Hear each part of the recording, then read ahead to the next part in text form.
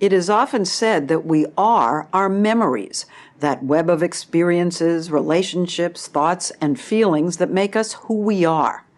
We don't remember it all, of course. That would be impossible. Or would it? There's been a discovery in the field of memory recently, so new it's just beginning to appear in textbooks. So hard to fathom, there are some who remain unconvinced. For the moment, the scientists studying it are simply calling it superior autobiographical memory.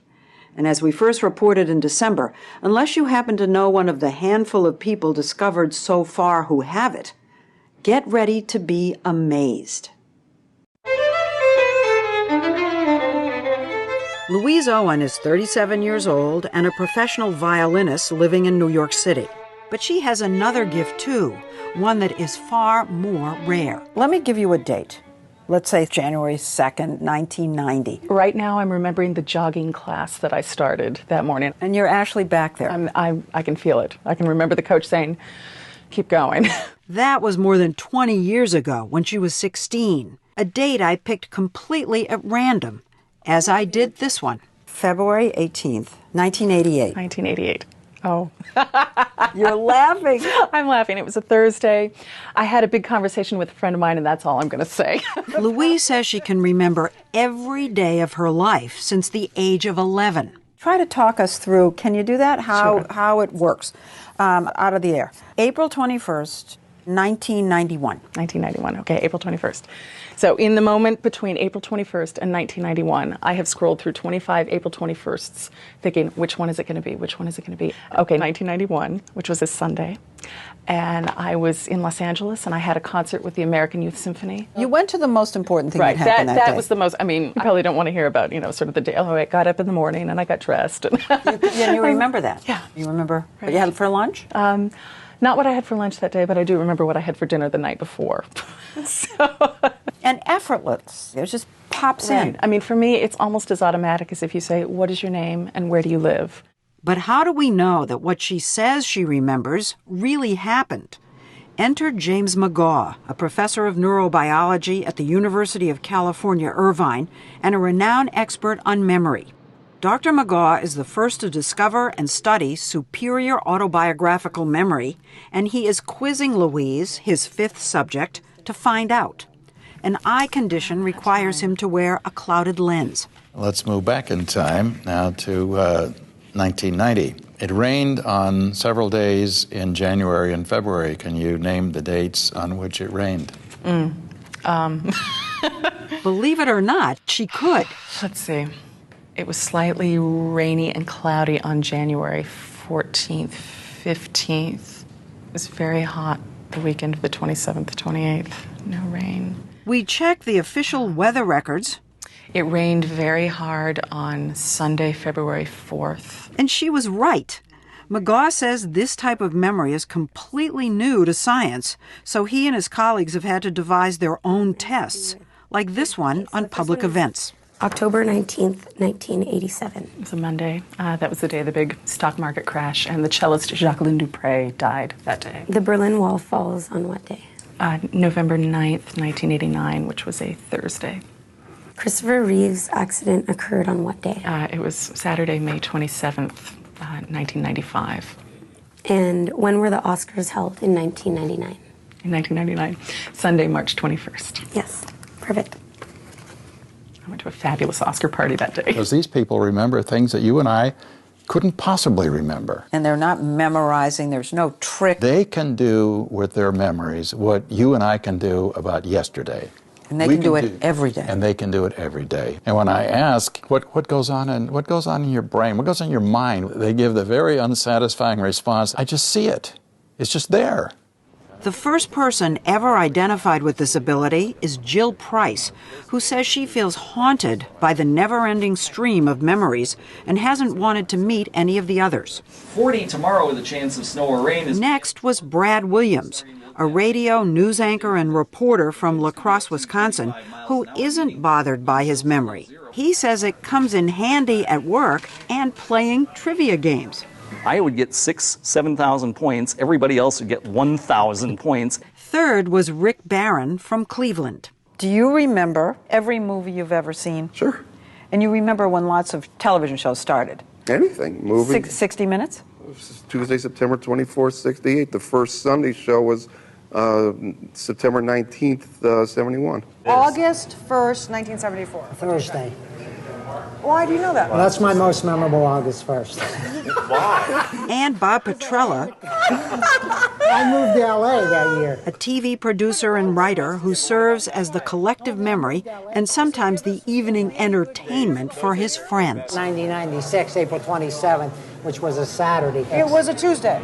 No, April 27th, 96. Chart? No, I'm in 93. See? It was a Saturday. Everybody You're right. else can't remember anything as getting older. I have an almanac and I'm wrong. Not wrong. I must confess that when I first heard about this research, what surprised me was not that this condition existed, but that it was considered so rare. That's because it sounded like a description of a friend of mine, the actress Mary Lou Henner, the star of the hit TV show Taxi. She lives with her husband and 2 sons from a prior marriage in Los Angeles. Hey, Mom, what day was Valentine's Day in 79? In 1979, it was a Wednesday. And you're right. You know, you've lived with me your entire Yeah, but life. you've never explained how you do that. I don't do it. I just see it. You and I have known each other 25 years. I can rattle off almost every single time I've seen you. Do you remember when we went to Oriole, the restaurant? That was 93. Oh my gosh. That was Oh June my- 1st, the Tuesday. And what did we eat? I had the salmon because She even remembers what day she first wore many of the shoes in her large and well-organized closet. Like these shoes, I wore them the first time I wore them October 18th, 2007. These I wore on April the 21st of this year, so that was a Tuesday. These shoes I got a long time ago. It sure seemed like superior autobiographical memory to me. 1982. I got them on April the 9th, so that was a Friday of 1982. We put Mary Lou in touch with Dr. McGaw. Hi, so nice to meet you. I'm Jim. To have her memory officially put to the test. There was a session in his office. You know when John Lennon was killed? Yes, that was December 8th, 1980, and that was a Monday. A round of standard memory tests. Go ahead and Go put ahead them and in do the it. order that they were presented to you. The public events quiz. Delta Airline Flight 191 crashes near Dallas, Texas. Oh, I know exactly when that happened because all of a sudden I was at it was August the 2nd of 1985. It was a Friday. After 7 hours of grilling, October 1st, 8th, 15th, 22nd. McGaw and his collaborator, neuroscientist Larry Cahill, officially anointed Mary Lou Henner Superior Autobiographical Memory Subject number 6. Extremely impressive.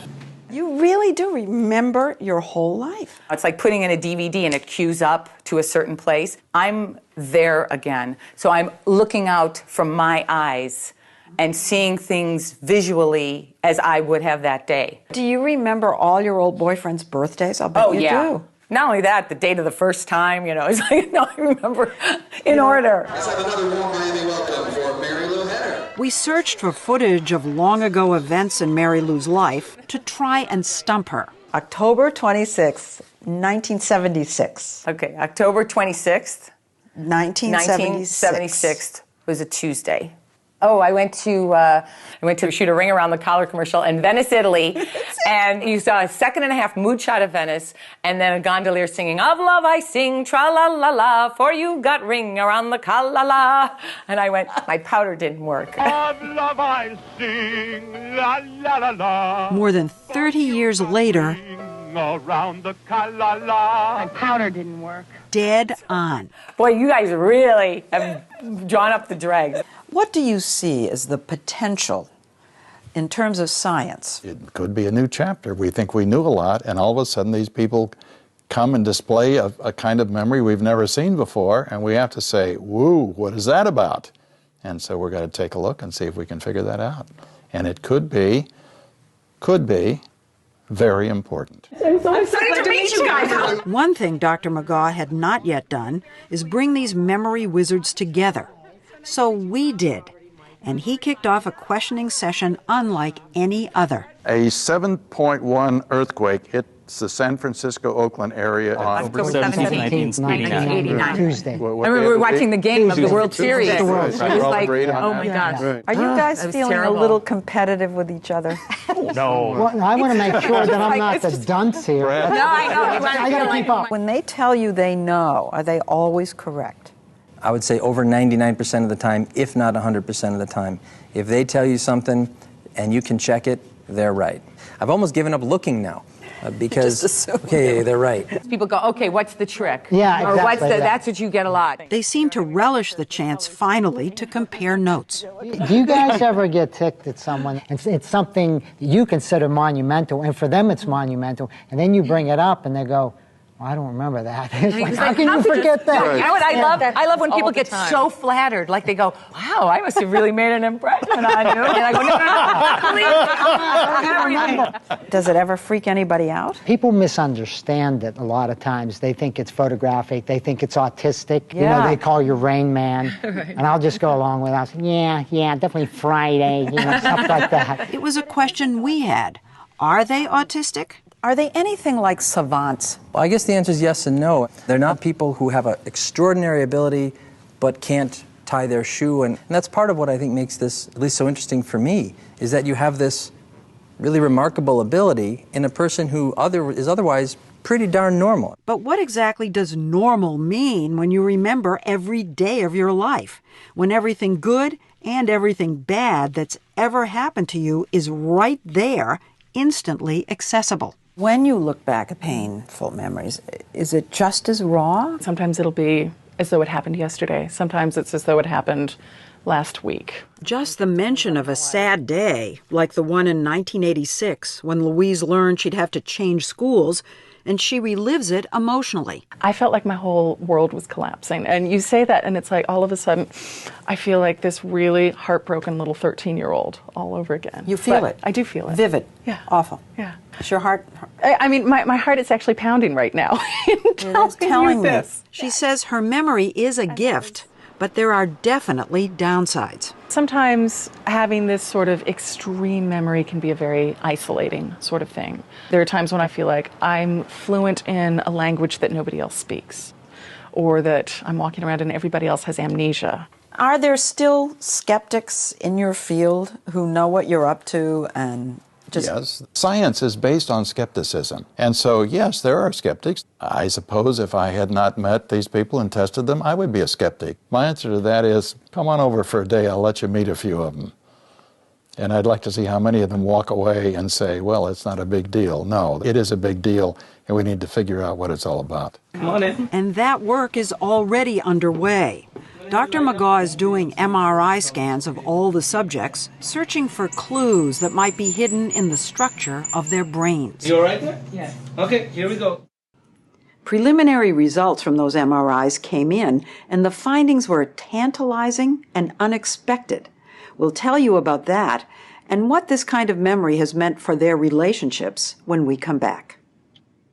Beyond the fun of asking what happened on August 16th, 1983, and knowing you'll actually get an answer, there's a lot at stake here. The discovery of people with instant access to virtually every day of their lives could recast our whole understanding of how human memory works and what is possible. And that has implications for all of us. Is it possible we all have memories of every day tucked away in our brains, but we just can't retrieve them? Could understanding these remarkable people someday help with Alzheimer's and other memory disorders? Scientists tell us the potential is enormous, but this inquiry is just beginning. The first step, look at and try to figure out what might be going on inside their brains. The story will continue in a moment. We watched as the first MRI images of Louise Owen's brain appeared on the screen. The hope is that somewhere in these pictures and measurements will lie the first clue that might explain what makes her memory so extraordinary. Did you find anything good? We'll find out. What did you think you were going to find, and then what did you find? Well, if you want the honest truth is that I thought, I bet we'll find nothing. Oh. Right. I mean, it's kind of like figuring that, if you open Einstein's brain, there's going to be some huge lobe that says genius. You don't find stuff like that. But Dr. Cahill was wrong. No flashing genius lobes, but they did find parts of the brain that were significantly larger in people with superior autobiographical memory than in control subjects of matched age and gender. This would be a person looking this way. He brought along a model of a brain to show us. There's two areas that are jumping out at us. The first is this area over here called the temporal lobe, and this area is quite a bit bigger. Now, that's intriguing because this is the chunk of brain neurobiologists think has to do with storing new memories. So not a surprise. Not a surprise there. More interesting, he says, is a second region deep inside the brain called the caudate nucleus, which scientists believe is involved in what's called habit or skill learning, and also in obsessive-compulsive disorder. Now they need to figure out why. We have the chicken-egg problem. Do they have these larger brain regions because they have exercised it a lot, or do they have good memories because these are larger? Because these are larger. And what about the fact that the caudate nucleus is thought to be involved in obsessive-compulsive disorder?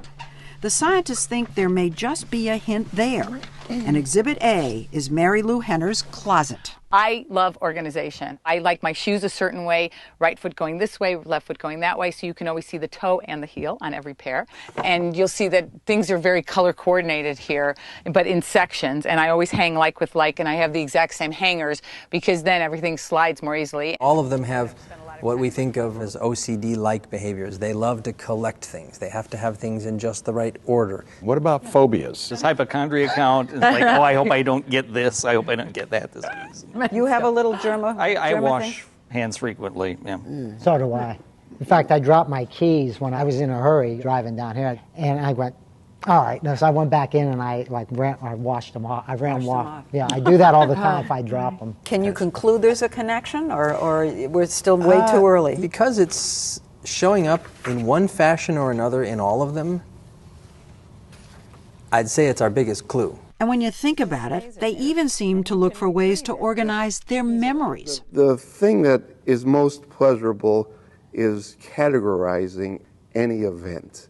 Any time I went bowling in my life, any wedding. That you lived. Starting as a 6-year-old. Sometimes what I do is I'll go back July 14th, as far back as I can remember. I just go July 14th, 67, that happened. And then maybe I won't remember 68, but I'll remember 69 and 70. Or you remember around 68. But do you all do that? Yeah. Louise even compares dates. I'll scroll all the way back to 1985. I'll be like, well, which were better, March 3rds or March 4ths?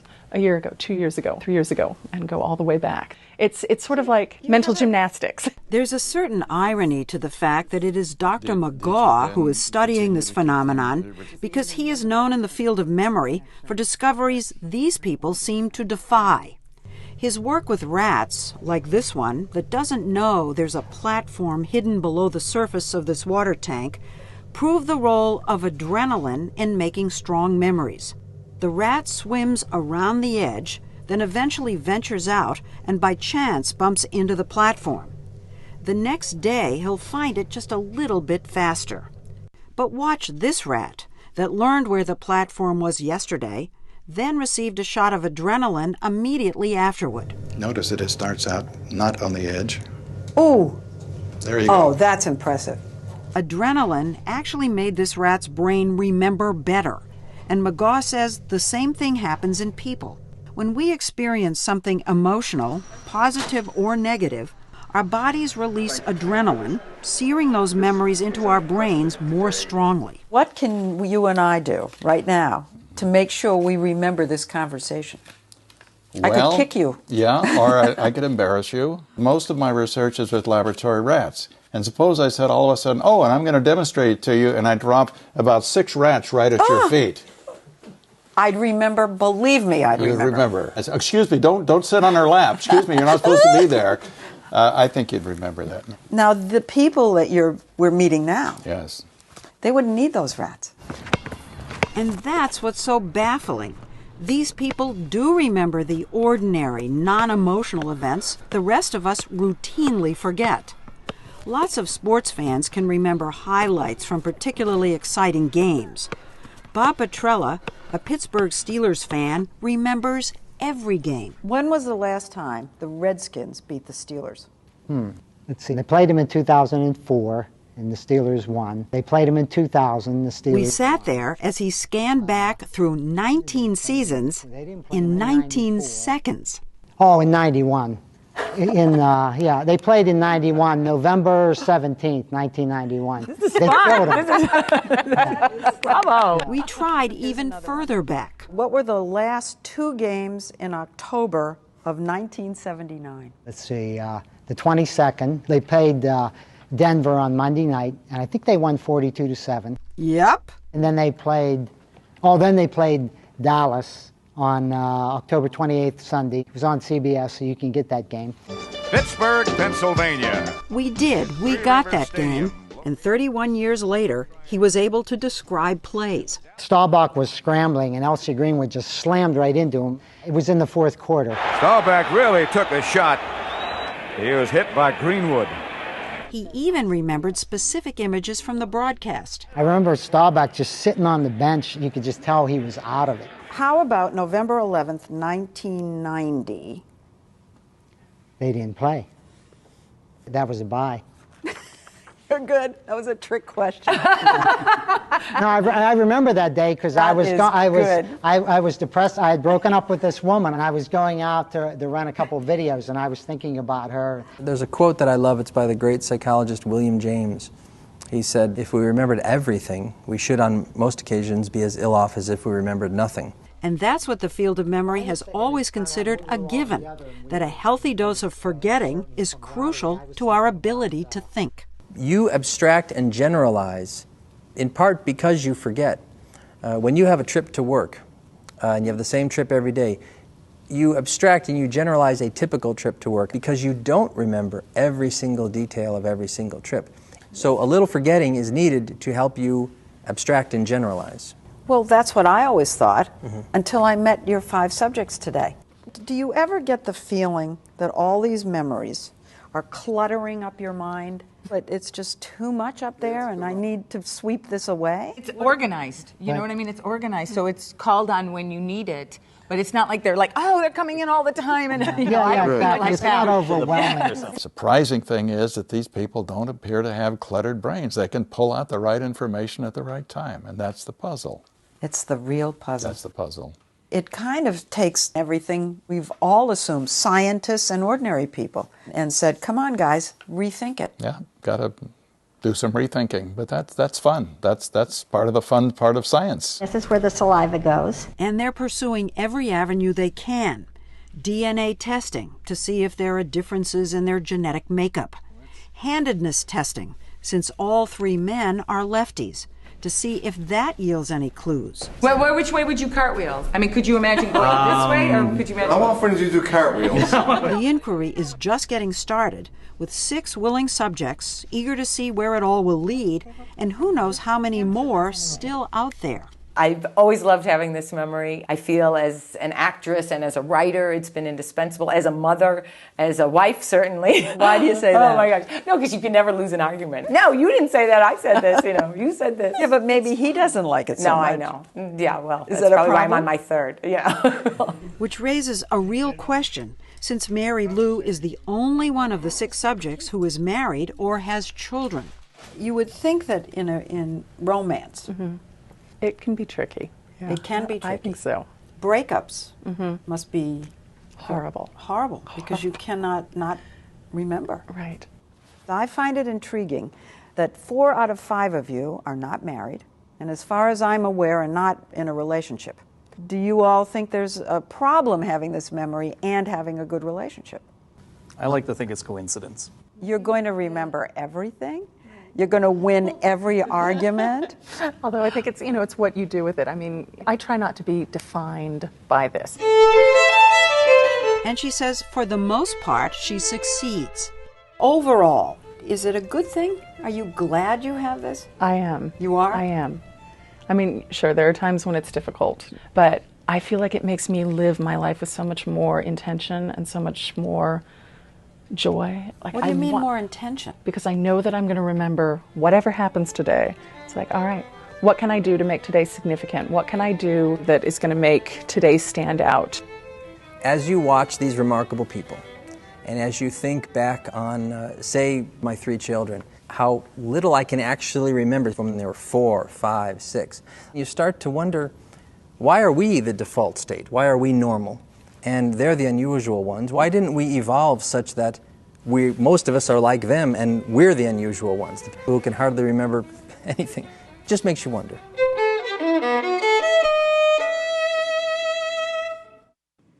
After our story first aired, Dr. McGaw and Cahill's phone started ringing. They now have 20 confirmed subjects with superior autobiographical memory, and still more to test. Mary Lou Henner has written a book about memory that'll be published in the coming months, and she's been working as a consultant on a new crime drama for the fall on CBS about a detective who remembers every day of her life. Go to 60minutesovertime.com to watch the next in our summer series of correspondent favorites, sponsored by Pfizer.